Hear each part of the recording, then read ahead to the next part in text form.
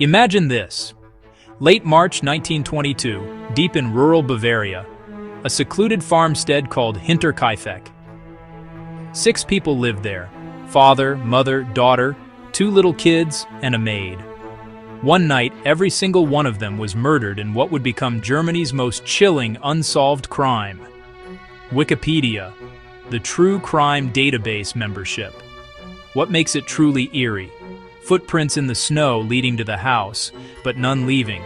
Stray newspaper found on the porch. The door found unlocked when it shouldn't have been. These weird warning signs were ignored.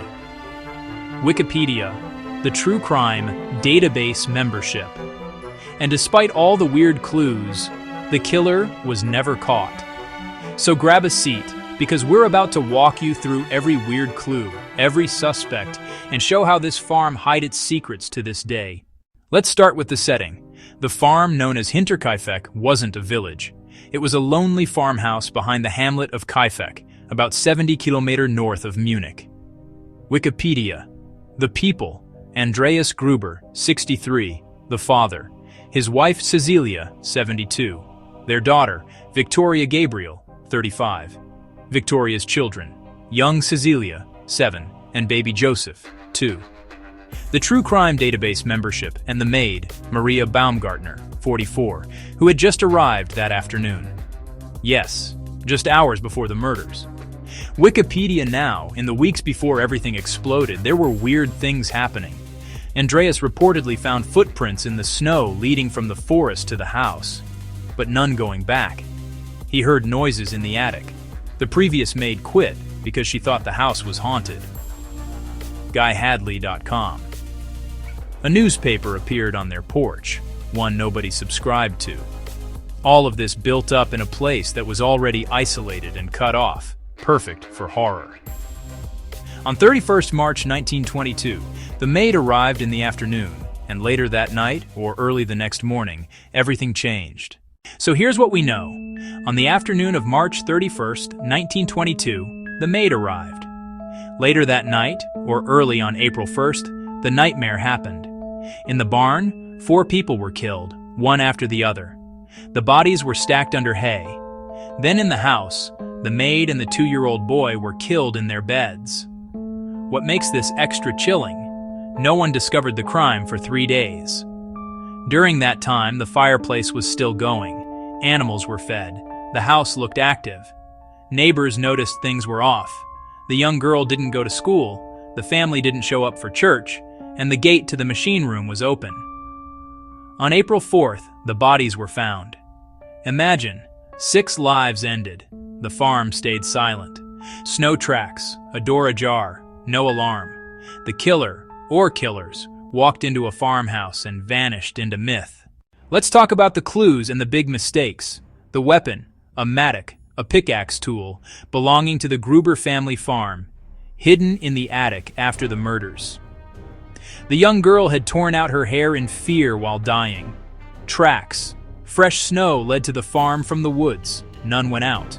A newspaper on the porch no one subscribed to. A key missing. Footsteps in the attic heard days before. So what went wrong? The crime scene was not secured. Locals walked through, drank coffee, touched things. Bodies lay days before discovery. Decomposed evidence, lost chance. Motive? Money didn't fit, cash found. The motive remained murky. So yes, we have horror, we have clues, real ones. But we also have broken evidence, lost time, and too many unanswered questions. Alright, now we get into the heart of the mystery. Who might have done it, and why? One major suspect is Lorenz Schlittenbauer, a neighbor who had a complicated relationship with the family.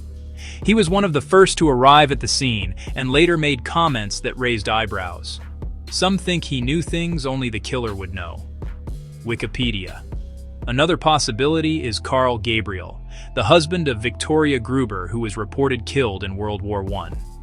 Some believe he might not have died, came back, discovered betrayal, and snapped. Jack Rosewood.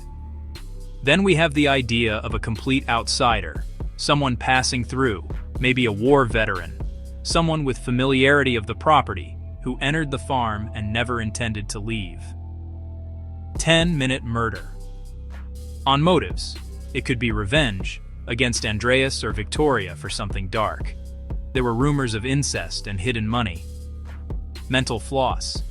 It could be lust or sadism. The way the crime was committed seems deeply personal, not random. Or it could be robbery gone wrong. But here's the thing. Much of the valuables were left behind, so robbery doesn't fully fit. 10-minute murder. So yes, there are clear suspects, but no one was ever convicted. And that lack of closure keeps this story alive. This case didn't just fade away. The farm was demolished, but the story lives on. The site is now an empty field, but the legend remains. Medium. There are books, documentaries, podcast episodes that revisit the murders every few years. Writers still dig into old police reports, search for lost evidence, interview locals.